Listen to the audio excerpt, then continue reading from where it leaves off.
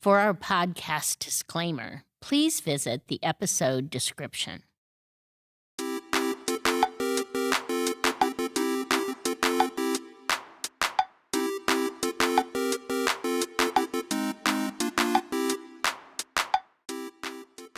Thanks so much for coming back to What the Heck is Happening in HR. We are finding so much that's going on in the HR world, and there's interviewing going on, and people being interviewed well, and sometimes people not so well. So today I'd like to talk about one of those interview methods, and that's the STAR method.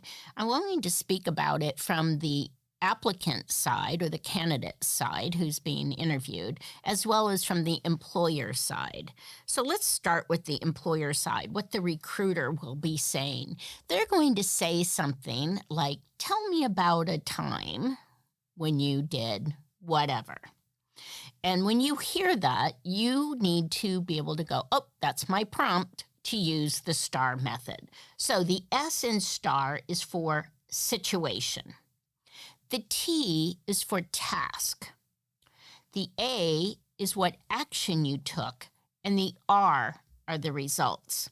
Now, let's talk about how to answer that. You do want to set the scene, share the situation for your interviewer, but don't get so caught up in it that you are focused so much on the details. It's sort of like, somebody told me once that when you have a good dinner party, you never put spouses beside each other or significant others beside each other. Because instead of telling the story and engaging with somebody beside them, they're going to go, no, honey, that wasn't Tuesday. That was Wednesday. Don't you remember we were here? And then the whole point of the conversation gets derailed into this conversation between the spouses. So that's what can happen here. When you're setting the scene, you can go, I'm not sure. Maybe it was in 2020. Maybe it was in 2021. I'm not really sure. It doesn't matter. And it doesn't matter to the situation that you're going to share. So you just want to say, I did have this situation pop up. And so let me share with you how that happened. It was at my previous company, and I was in this position. So you've laid out the scene, and I'll ad hoc one here as we go through. So we had an acquisition happening, and I was asked to head it up from my previous company. Okay, now I know you're the head of that acquisition for whatever it is you're acquiring and whatever it is you're the head of. So now I'm going to know a little bit more about it. So my task, the T, my task was to make sure that we got payroll happening, because there's nothing worse in an acquisition than missing that very first paycheck. So I needed to review the benefits. I needed to review the payroll schedule. I needed to make sure that we just relayed things over to the payroll. However, I wanted to be sure that they were being paid correctly as well. So I really needed to do a quick overview to make sure we didn't have anything glaring. I could do something later on that was perhaps more intense, but I didn't want to miss that payroll. All of that was action. That was the A.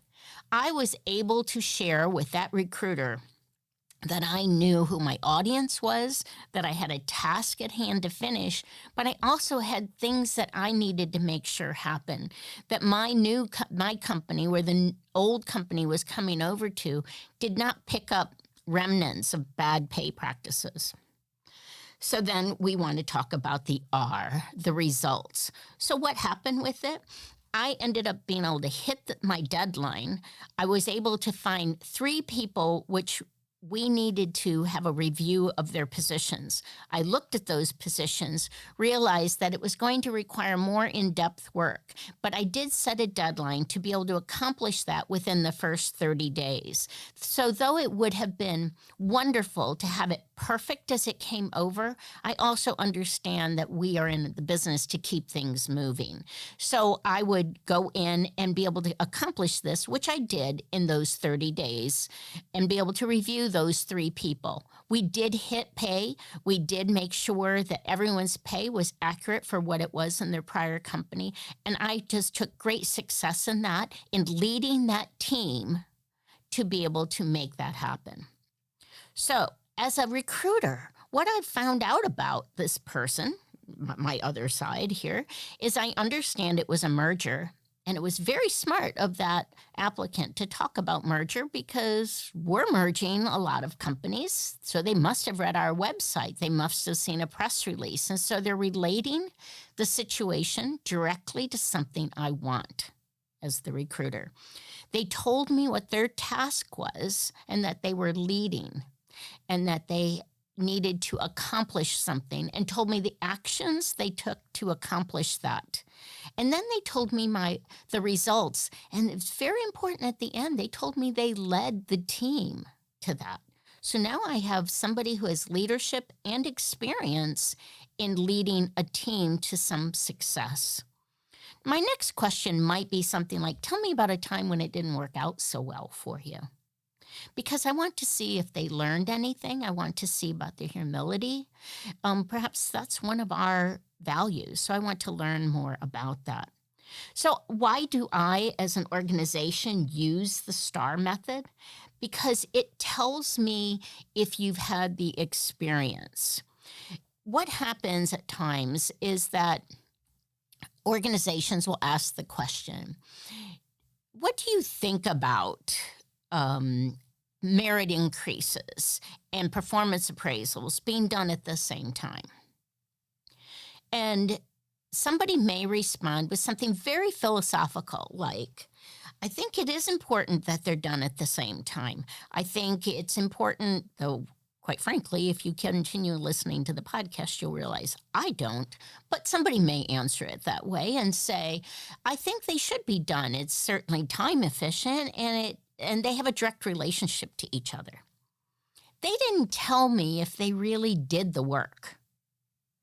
They told me what they thought about doing the work. As a recruiter and as a good recruiter, I don't want to know what they think about maybe doing it. I want to know that they have the experience. And then I want to know what they learned from that. And I want to know how they would apply it in a different environment. So be very careful from the employer side how you ask that question. And if they give you a think about answer, then say, can you share a direct experience, please? Then you will find out if they go, no, I really haven't. Let me give you an example, another example that I see happen with this a lot. Night shift. Somebody will say, a recruiter will say, will you work nights? Yes, of course I'll work nights. I really want this job and, nights are great. And so the recruiter goes, well, what do you like about nights? Well, it's not as political. It's more quiet. I get, that's why. Okay. Yes, it's more quiet. Yes, it's sort of understood that it's not as political. And if you pick up one of those books, it'll tell you that's one of the answers you should use. But here's how you should ask that question. Share with me a time when it was not to your benefit to work night shift. Share with me 3 reasons why night shift is personally good for you. Now, you have to be a little careful there because sometimes you'll get an answer like, I'm working when my kids are asleep and I get to see them as they head off to school, and then I'm sleeping while they're at school, so I really get to spend some time with them. Of course, that family relationship will have nothing to do with how they do the job, but it does give you insight in them understanding whether they like to work night shift or not. So using the STAR method helps serve as a prompt for the person answering the question, but it also helps serve for the good recruiter a way to listen whether they actually had that experience. And we hope we're a star for you in your constellation of podcasts. We drop new episodes every single Monday, and we look forward to finding out more about what the heck is happening in HR.